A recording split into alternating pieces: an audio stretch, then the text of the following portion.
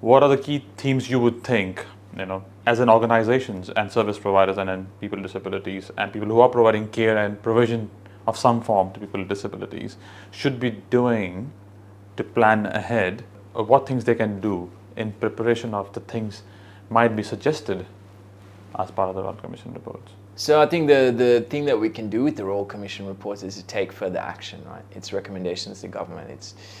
There'll be information about where we're going wrong, what we need to do better. We just need to take that and run with it and move forward. And hopefully the government responds where it's necessary, or governments even.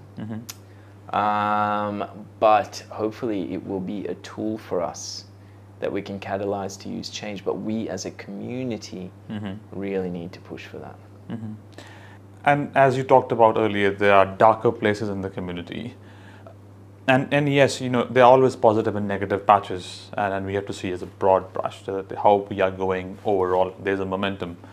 And as a community, if the attitudes have to evolve and be more understanding of the fact and being more in a place that we want to give a fair go to everybody.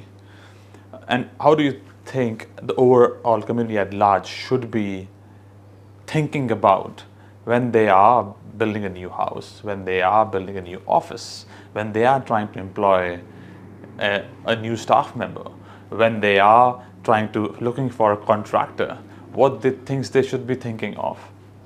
So I think we need to shift away from, or shift forward from this being, okay, this is the right thing to do, This is a human rights imperative. This is I think, of course, right, that's the foundation to this all. But I think we need to now start to shift forward from that.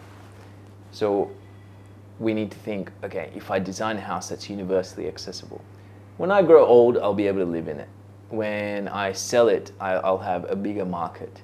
It'll add more value. It'll be safer. I'm not going to trip. I'm not going to fall.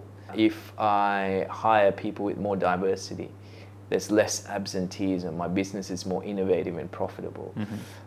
So I must do this. I'll open up new markets. And I think that's the shift we need to start making. So yes, it's the right thing to do. Yes, it's a human rights imperative. Yes, there are even laws that protect some of those things. But I think we need to start shifting from that to, oh gosh, this is actually really, really beneficial. I think that shift will happen as the first step people have to take to start doing the first things right. As they start having a staff member, from a point of view, it might be it's the right thing to do, but as the experience and exposure changes, because nobody knows until it happens to you.